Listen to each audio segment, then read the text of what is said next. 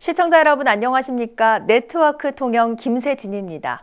2022년 새해가 밝았습니다. 올해도 통영 시민 모두 소망하는 일 이루시고 건강하시길 기원합니다. 먼저 오늘의 주요 뉴스입니다. 통영시가 한산면 보건지소를 섬 주민을 위한 건강증진형 거점시설로 운영합니다. 통영시 자원봉사협의회가 12월 21일 2021년도 사랑의 떡국떡 나눔 행사를 열었습니다. 통영시 곳곳에서 어려운 이웃들의 겨울나기를 위해 사랑 가득, 행복 가득 김장 나눔 행사가 열렸습니다. 통영시와 초록우산 어린이재단 경남본부가 12월 2일 광도면에서 집다운 집으로 입주식을 열었습니다. 통영시가 한산면 보건지소를 섬 주민을 위한 건강증진형 거점시설로 운영합니다. 시는 총 사업비 4억 5천만 원을 들여 보건지소 건물을 증축해 물리치료실과 프로그램실 등을 갖춘 시설로 탈바꿈시켰습니다. 한산면 보건지소는 의사와 간호사, 물리치료사 등 6명이 상주해 보건의료 서비스를 제공하게 됩니다. 이와 함께 두억 보건진료소도 신축 공사가 완료돼 새 건물에서 업무를 시작했습니다. 통영시 자원봉사협의회가 12월 21일 2021년도 사랑의 떡국떡 나눔 행사를 열었습니다. 이날 행사에는 통영시 자원봉사협회 회원 20여 명이 참석해 떡국거리 360개를 포장해 지역 내 독거노인과 한부모 가족 등 취약계층에 전달했습니다. 사랑의 떡국떡 나눔 행사는 통영시 자원봉사협회가 주관해 매년 연말 떡국떡과 멸치로 구성된 선물 박스를 어려운 세대에 전달하고 있습니다. 통영시 곳곳에서 어려운 이웃들의 겨울나기를 위해 사랑 가득, 행복 가득 김장 나눔 행사가 열렸습니다.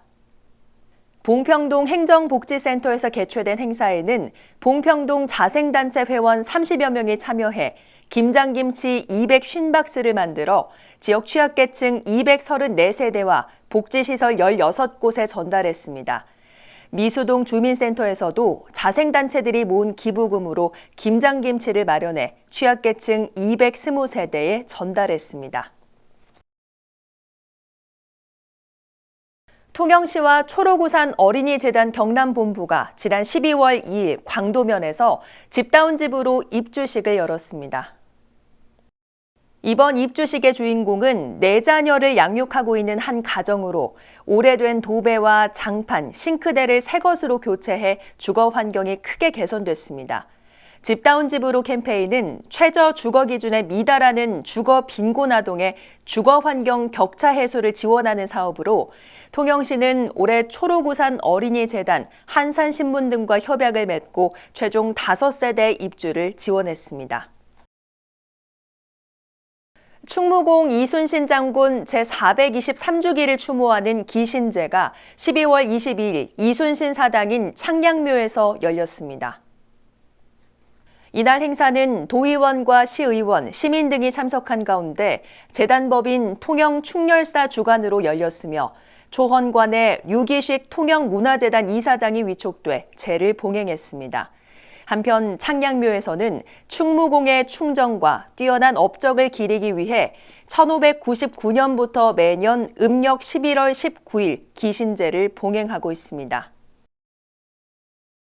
통영시는 12월 23일 시민과 청소년을 위한 통영체육청소년센터 조성을 완료했습니다. 총 사업비 220억 원을 들여 광도면 중림해안로 일원에 지하 1층, 지상 4층 규모로 지어졌습니다. 청소년 센터에는 실내 수영장과 체육 단련실, 청소년 문화의 집 등을 갖췄습니다. 통영시는 개장 준비를 마치고 내년 1월 본격 운영에 들어갑니다. 지역 예술 영재들을 육성하는 한국예술종합학교 영재교육원 통영 캠퍼스가 문을 열었습니다. 통영 캠퍼스는 6층 규모의 옛 신화 SB 별관동에 무용 연습실과 음악 강의실 등 예술 교육 장소로 조성됐습니다. 한국예술종합학교는 5년간 국비 45억 원을 지원받아 매년 초중 고등학생 75명에게 전문 예술 교육을 무료로 진행합니다. 통영시가 2022년 문화체육관광부 생활관광 활성화 공모사업에 선정돼 국비 1억 원을 지원받습니다. 시는 욕지도에서 4박 5일간 생활하면서 낚시와 해녀, 고구마 캐기 등 다양한 체험이 가능한 슬기로운 섬마을 생활 사업을 공모 신청해 12월 21일 최종 선정됐다고 밝혔습니다. 통영시는 공모 선정으로 섬 문화와 역사 체험 등을 통해 체류형 관광객이 늘어날 것으로 기대하고 있습니다. 다음은 사진으로 보는 우리 지역 소식입니다.